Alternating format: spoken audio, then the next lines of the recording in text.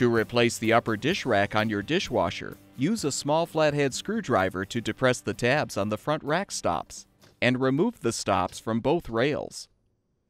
You can now pull the old dish rack out. Install the new dish rack by first transferring the upper spray nozzle from the old rack to the new one, if applicable. Now align the rollers with the rails and push the rack into place.